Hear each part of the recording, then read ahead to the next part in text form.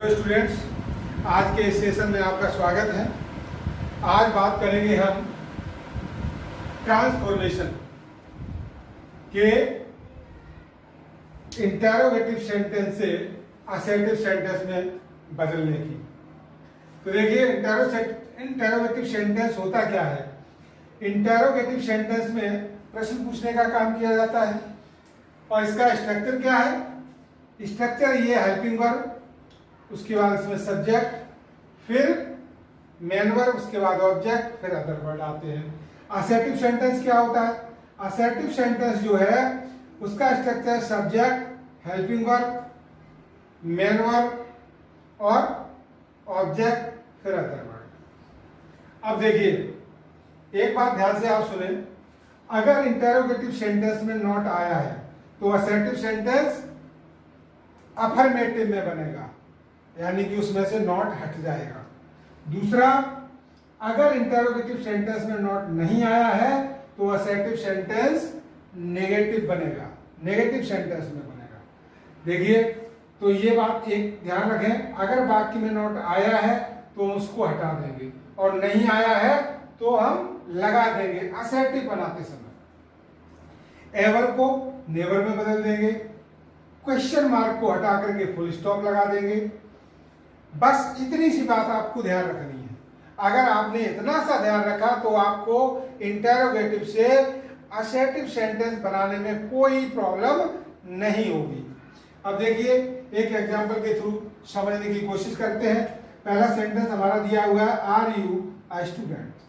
देखिए, इसमें helping verb जो है वो सबसे पहले आई हुई है। तो देखो, हमें करना क्या है, सब्जेक्ट को हम पहले ले आएंगे और हेल्पिंग वर्ब को सब्जेक्ट के बाद लाएंगे। इसमें नॉट नहीं दिया हुआ है तो हेल्पिंग वर्ब के जो वर्ब हमारी है, वर्ब के तुरंत बाद हम क्या लगा देंगे, नॉट लगा देंगे, क्योंकि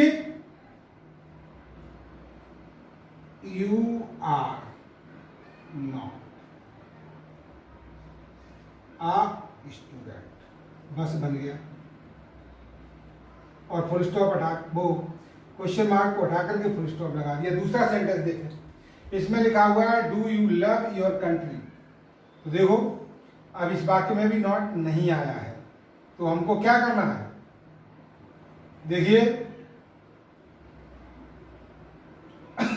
हाँ, देखो यहां पर एक चीज मैं आपको बता दूं, थोड़ा सा इस वाक्य में मैं चेंज करना चाह रहा हूं। जैसे यहां पर मैंने लिखा है do you not love your country. अब ये वाक्य में नॉट भी आया है, समझ गए, do you not love your country. अब हमें देखो, ये इंटरोगेटिव सेंटेंस है, लेकिन अगर हम इसका असर्टिव सेंटेंस बनाएंगे तो ये अफर्मेटिव में बनेगा। अब अफर्मेटिव में कैसे बनेगा, तो देखिए, प्रेजेंट इंडेफिनिट का वाक्य अफर्मेटिव सेंटेंस बनेगा तो उसका स्ट्रक्चर होता है सब्जेक्ट प्लस मेन वर्ब, उसके बाद ऑब्जेक्ट। हेल्पिंग वर्ब इसमें नहीं लगती है। मेन वर्ब में क्या होगा, एस या एस लग जाएगी। तो देखो, क्योंकि और तो सब्जेक्ट यू आ गया, उसके बाद ये डू नॉट हट जाएगा, यहां पर क्या हो जाएगा, लव। तो यू लव। अब इसमें एस या एस नहीं आएगा क्योंकि यू एक प्लूरल फॉर्म में है, यहां पर यू के साथ एस या एस का प्रयोग नहीं करेंगे। तो यू लव योर कंट्री, बस बन गया फुल।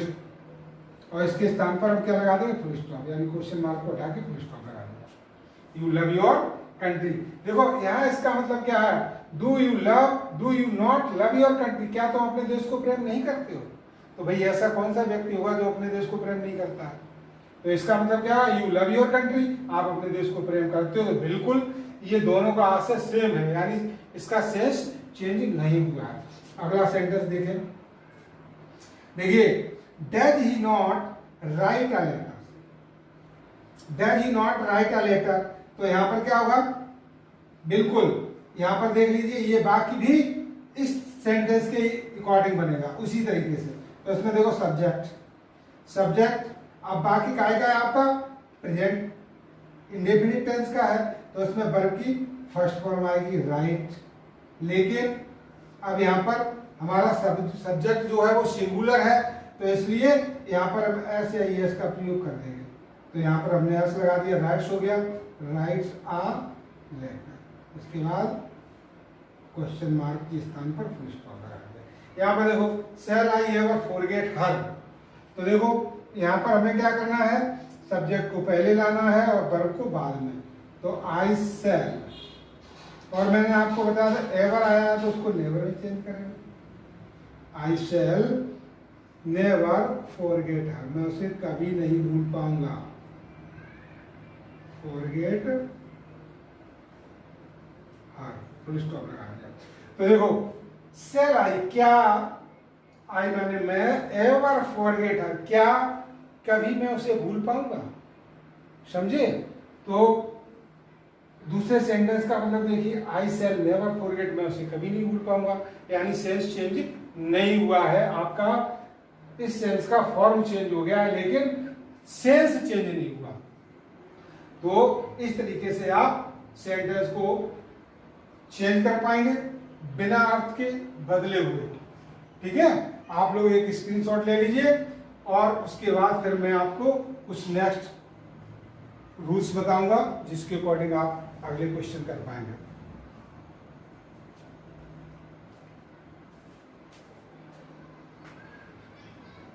देखिए, यदि हमारा इंटरोगेटिव सेंटेंस हु से प्रारंभ होता है, हु से प्रारंभ होता है और सेंटेंस में नॉट नहीं आया यानी कि अफर्मेटिव है, तो हु को हटा करके हम नोबडी लगा देंगे, नन लगा देंगे या नो वन में से कोई एक लगा देंगे। अच्छा, अगर वाक्य आपका नेगेटिव है तो हु को काय में बदल देंगे, एवरीबडी में या एवरीवन में बदल देंगे। तो देखिए एग्जाम्पल के थ्रू हम इसको करने की कोशिश करेंगे। इसमें लिखा हुआ है who does not know Pandit Nehru, तो देख लो यहां पर हमें क्या करना है, हु को हमने काय में चेंज कर दिया है क्योंकि इसमें ये वाक्य नेगेटिव है। अब नेगेटिव में आया है तो एवरीबडी में या एवरीवन में से हम किसी को चेंज कर सकते हो। तो यहां पर हम लिख सकते हैं एवरीवन, एवरीवन।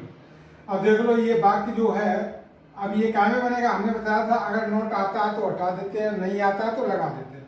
तो अब ये प्रेजेंट इंडेफिनिट का बात है, नॉट हटेगा तो इसके साथ में ये वर्ब भी हटेगी। तो यहाँ पर इसके में क्या हो जाएगा, जब वर्ब आएगी तो ये वाक्य सिंपल हो जाएगा यानी अफर्मेटिव में बनेगा। तो यहाँ क्या हो जाएगा, knows, everybody knows, KNOWS, knows Pandit Nehru, पंडित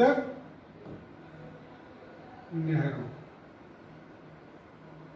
एवरीबडी नोज पंडित नेहरू। उसके बाद हमने फुल स्टॉप लगा दिया इसको हटाने के बाद।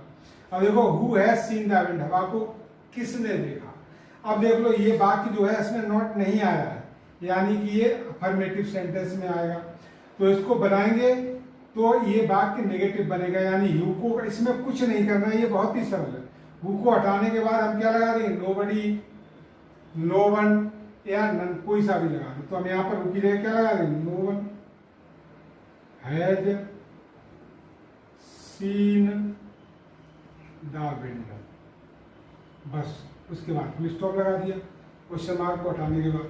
अब देखिए यदि वाक्य में वाट आ या वाई से प्रारंभ हो तब हम क्या करेंगे।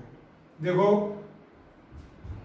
अगर आपका वाक्य वाट आ से प्रारंभ होता है, समझ गए ना, वाट आ से प्रारंभ होता है तो हम वाक्य में जैसे वाट से या वाई से प्रारंभ हो तो क्या करेंगे, वाट को हम क्या में चेंज करते हैं, it does not matter much में। अब जैसे यहाँ पर लिखा हुआ है हमें कुछ नहीं करना है, वाट को हटा करके केवल ये प्लेस कर देना है। तो यहाँ पर वाट को हटाएंगे, ये लिख देंगे, it does not matter much. अब जो शेष भाग में लिखा हुआ है वो लिख देंगे, do we happen to be late, full stop लगा दिया। अब देखो यहां पर ये वाला वाक्य देखो, इसमें लिखा what more can you do, what more can you do. तो देखो इस वाले सेंटेंस को हम इस तरीके से नहीं बनाएंगे। इसमें हम क्या करेंगे, व्हाट को हटा देंगे, सब्जेक्ट को सबसे पहले लाएंगे, क्योंकि इसमें सब्जेक्ट दिया हुआ है। समझ गए ना। ऊपर वाले सेंटेंस में जैसे यहाँ पर इसमें सब्जेक्ट दिया हुआ है तो हमने क्या किया, यू के साथ क्या आएगा, कैन नॉट, यू कैन लिख दिया, यू कैन। अब देखो डू नथिंग, इसमें क्या लगा देंगे, नथिंग, उसके बाद लगा देंगे मोर। तो इस प्रकार ये सेंटेंस बन करके आपका तैयार हो गया। ठीक है, अब आप इसको उतार लीजिए। फिर उसके बाद हम वाई के प्रयोग बताएंगे कि अगर वाई से प्रारंभ होता है, वाई से प्रारंभ होने वाले वाक्य को हम किस तरीके से बनाएंगे। आप इसको आप उतार लो फटाफट, नोट कर लीजिए अपनी नोटबुक पर, उसके बाद फिर हम आपको बताते हैं।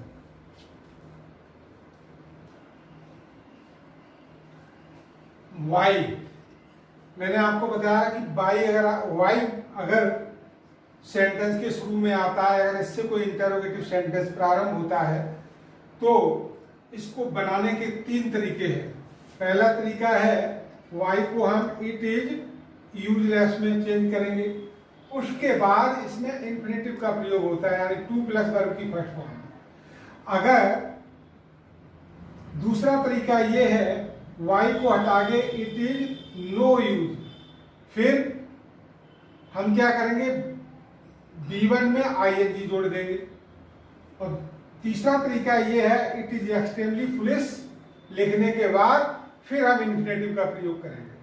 तो देखिए हमने 3 सेंटेंस लिए हैं आपको समझाने के लिए, इसी एग्जाम्पल के थ्रू समझाने की कोशिश करेंगे। पहला सेंटेंस है वाई आया, तो देख लीजिए हम ऊपर वाले सेंटेंस के अकॉर्डिंग कर सकते हैं। वाई को हटाएंगे, यहां पर क्या लगा देंगे, यूजलेस, इट इज यूजलेस, समझ गए। अब यहां पर हम क्या लगा देंगे, ये जो वर्ब है वाई वेस्ट, तो वेस्ट को हम इंफिनिटिव बना टू लगा देंगे और उसके बाद पूरा सेंटेंस ऐसे ही उतार देंगे। तो it is useless to waste time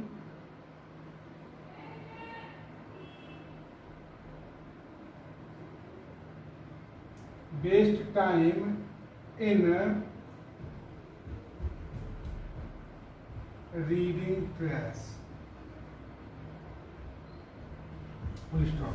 देखो इसमें देखिए वाई को हटा दिया हमने, दूसरा सेंटेंस देखो इसके अकॉर्डिंग बनाए, तो it is no use, no use. अब हमने बताया था ये B1 है, वर्ब की फर्स्ट फॉर्म में हम क्या जोड़ देंगे, ING, तो क्राइंग हो जाएगा, crying. It is no use crying over spilt milk, over spilt milk, full stop लगा देंगे। अब ये वाला सेंटेंस देखो, नीचे वाले सेंटेंस अकॉर्डिंग कर दो, it is extremely foolish to waste time, full stop लगा दिया। तो देखिए हम ये 3 एग्जाम्पल दिए हैं, तीनों को हम, इन तीनों सेंटेंस को हम तीनों का प्रयोग करके बना सकते हैं किसी भी एक सेंटेंस को अच्छी तरह से। अब देखो ये लास्ट वाला सेंटेंस जो है इसमें देखो, if you prick me do we not bleed, देखो ये इंटरोगेटिव सेंटेंस है। अब इसमें आपको ये बात ध्यान देना होगा, ये वाक्य है, ये एक तरीके से कॉम्प्लेक्स सेंटेंस है, इसमें आपको देखना है इफ यू प्रिक अस, यहां पर ये देखिए सबऑर्डिनेट क्लोज है, और ये कौन सी क्लोज है, ये प्रिंसिपल क्लोज है। तो हमेशा इंटरोगेटिव सेंटेंस जो बनेगा वो प्रिंसिपल क्लोज का बनेगा। तो इसमें देखिए ये हेल्पिंग वर्ब है, उसके बाद ये सब्जेक्ट है, ये नोट आया है, उसके बाद ये वर्ब है। तो इसके अकॉर्डिंग ये वाला जो वाक्य है, इससे अगर हमें असेप्टिव में बनाना होगा तो जो ये हमारी सबऑर्डिनेट क्लोज है, इसमें कोई चेंज नहीं होगा, इसको हम ऐसे ही उतार लेंगे। इफ यू प्रिक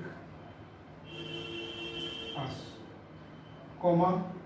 अब देखो इसको हम सिंपल बनाना, तो यहाँ पर क्या होगा, वी प्रेजेंट इंडेफिनिट का वाक्य डू और ये हट जाएगा, और बी के साथ में ये वर्ब की फर्स्ट फॉर्म आएगी, ऐसी ऐसा आता नहीं है, तो ब्लीड फुल स्टॉप लगा देंगे।